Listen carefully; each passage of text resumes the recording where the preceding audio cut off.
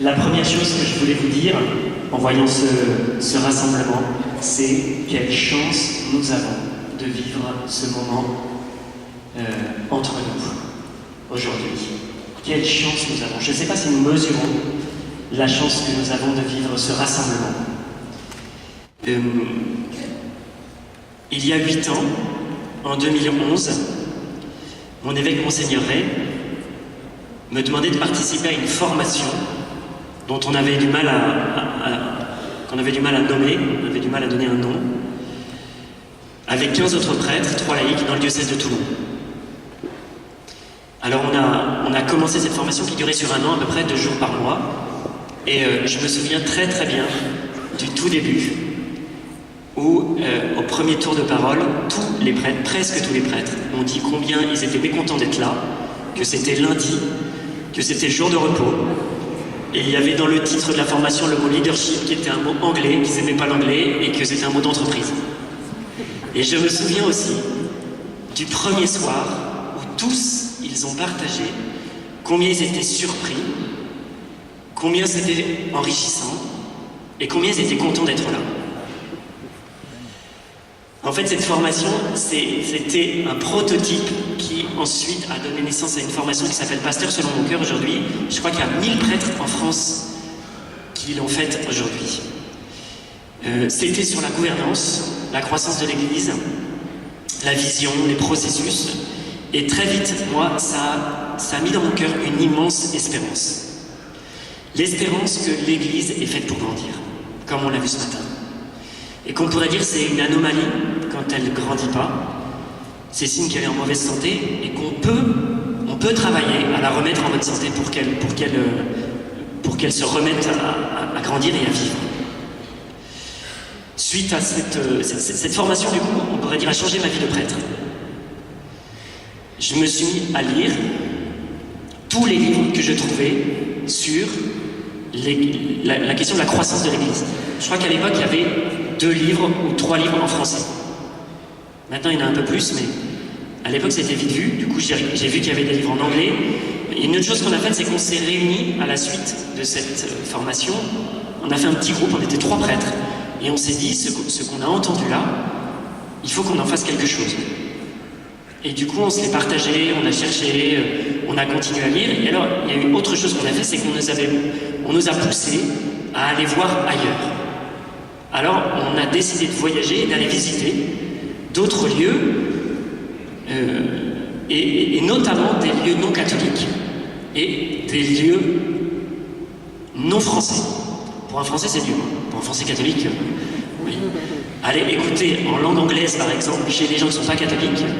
Et alors, j'ai vu vraiment des choses étonnantes, qui étaient très différentes de ce qu'on vit dans l'Église catholique, mais en même temps, il y avait ce souffle évangélique. Et alors, du coup, on a réfléchi ensemble et on a commencé à changer des choses dans notre vie de prêtre.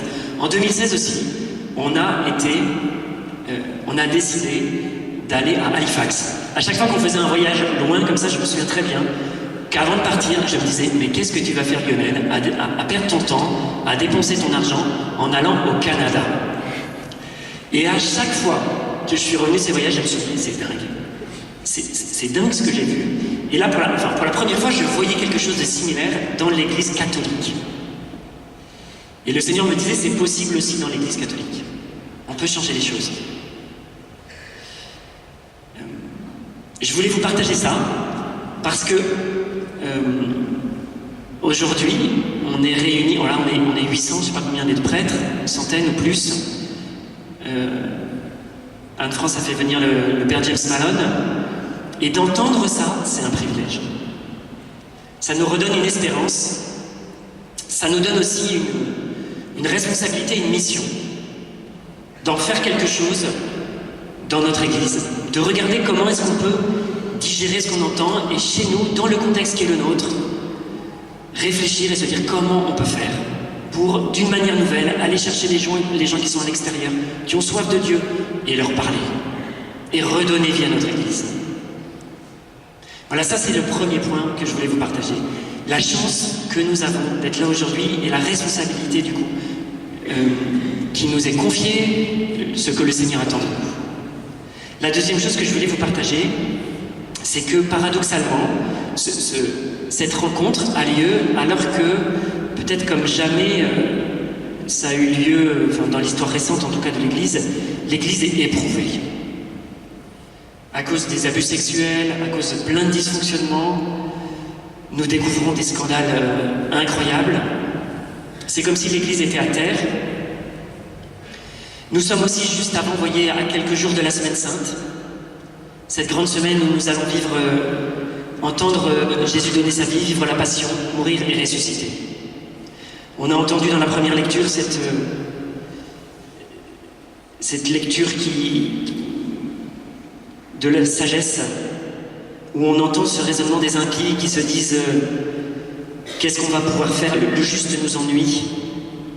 Nous allons, soumettons-le à des outrages, à des tourments, nous saurons ce que vaut sa douceur, condamnons-le à une mort infâme, puisque, dit-il, quelqu'un interviendra pour lui. Et nous voyons dans beaucoup de lieux, peut-être là où vous êtes, des endroits où l'Église meurt. Ou en tout cas, c'est le chemin qu'elle prend, ou c'est ce qu'elle est en train de vivre. Et donc en même temps, nous voyons ces signes de vie, nous voyons aussi tous ces signes de mort, et parfois même on est submergé par ces signes de mort. Alors comment... Voilà, je voulais vous dire, c'est comme si l'Église vivait en même temps, voyez, cette passion, cette mort, et en même temps cette résurrection. Comment faire, comment se tenir du coup dans ce moment? Comment nous comporter? Je voulais vous donner 3 clés, 3 vertus. La première, c'est l'espérance. L'espérance que Dieu est en train de faire revivre son Église. L'espérance que Dieu ne nous a pas abandonnés, qu'il ne nous abandonne jamais. L'espérance que Jésus est mort et ressuscité et que la victoire est certaine, comme on l'a entendu ce matin. Le signe de l'espérance, c'est Marie au pied de la croix. Elle a humainement aucune confirmation, tout pourrait la porter à désespérer. Mais elle se tient debout. Elle se tient debout. C'est le mystère du Vendredi Saint. Et elle garde la foi. Alors c'est ça que nous sommes invités à vivre, que le Seigneur nous invite à vivre, c'est nous tenir debout dans cette espérance que le Seigneur est encore avec nous et qu'il est en train d'agir. Je pense à cette parole du pasteur Dietrich Bonhoeffer qui, arrêté en 1944 dans les coins de la mort et condamné à mort, sait qu'il va mourir et écrit comme un dernier message à son évêque et fait passer ce mot: pour moi c'est la fin, mais notre victoire est certaine. Notre victoire est certaine. La première vertu, c'est l'espérance et la foi, que la victoire est certaine. La deuxième vertu que je voulais vous proposer, c'est l'humilité d'apprendre. L'humilité d'apprendre. Dans l'Épître aux Hébreux, il y a un verset qui dit « Ce que nous endurons est une leçon ». Dieu nous donne une leçon parce que nous sommes ses fils. Et c'est pas facile d'entendre une leçon. D'ailleurs, quand on reçoit une leçon, on est souvent triste. Mais après, dit l'Épître aux Hébreux, on se corrige. Et on retrouve la joie. Peut-être on est dans une situation difficile, on peut se poser la question, qu'est-ce que le Seigneur nous dit au travers de cette situation difficile? Et je pense que c'est une leçon pour nous. La leçon de se dire, on ne peut plus faire comme avant. C'est pas moi qui dis ça, c'est le pape. Du point de vue de la méthode, comme nous disait le Père James Malone, on ne peut plus faire comme avant. Et cette attitude de se dire ça, c'est une attitude d'humilité. On peut se dire aussi qu'on va trouver tout seul. C'est possible. Mais ça va être long et ça va nécessiter beaucoup de fatigue. On peut se dire aussi qu'on peut aussi apprendre les uns des autres. Et qu'on n'est pas obligé de refaire toutes les erreurs que les autres ont faites. Vous voyez? Ça gagne du temps. Donc je pense qu'il y a vraiment quelque chose sur notre capacité à apprendre. Il y a une vertu qui s'appelle la docibilitas, qui est demandée aux prêtres dans la formation, dans les textes, dans la ratio, qui parle de la formation permanente des prêtres. C'est une attitude qui est de, en permanence, apprendre de la vie, apprendre de la parole de Dieu, apprendre ce que Dieu veut me dire aujourd'hui par les événements.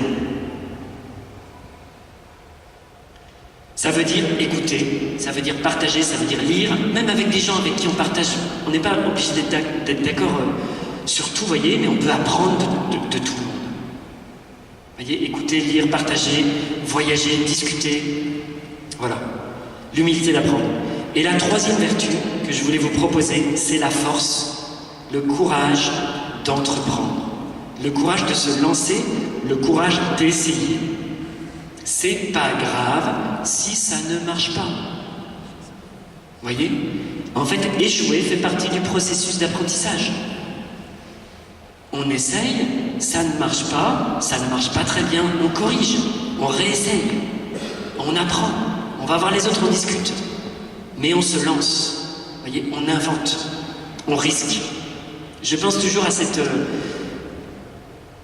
demande de Pierre dans la barque, quand Jésus marche sur le lac de Tibériade, et Pierre dit, « Seigneur, si c'est bien toi, demande-moi de venir vers toi. » Qui est une demande très étonnante, puisque ça ne sert à rien. Ça ne sert à rien, pourquoi fait-il cette demande? Ça n'a pas d'utilité pastorale. Sauf que ça forme le cœur de Pierre, de l'apôtre Pierre.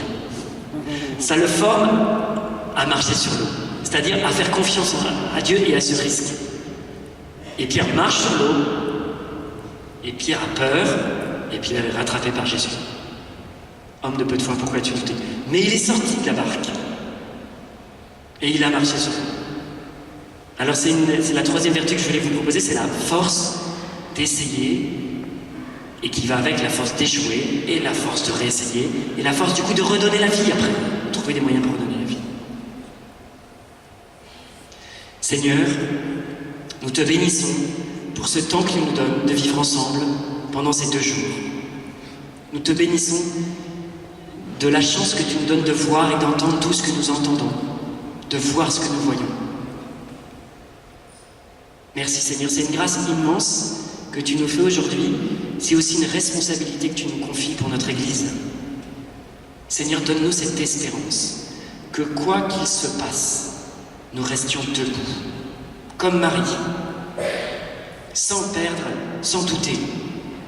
Nous restions avec toi, en sachant qu'une fois pour toutes, tu as donné ta vie pour nous, tu as vaincu, et tu nous offres cette victoire. La victoire de la croix. Seigneur Jésus, donne-nous cette grâce d'humilité, de savoir nous laisser instruire par les événements, par ta parole, par ceux qui nous entourent, par nos frères et nos sœurs, pour que nous puissions répondre à la mission que tu donnes à ton Église, d'annoncer Jésus-Christ à tout homme, dans le monde d'aujourd'hui. Seigneur, donne-nous cette force de nous lever, d'essayer, de réessayer encore, de corriger, d'être audacieux, de prendre des risques avec notre Église, avec notre paroisse, avec notre curé, pour toi et pour que ça puisse porter du fruit. Amen.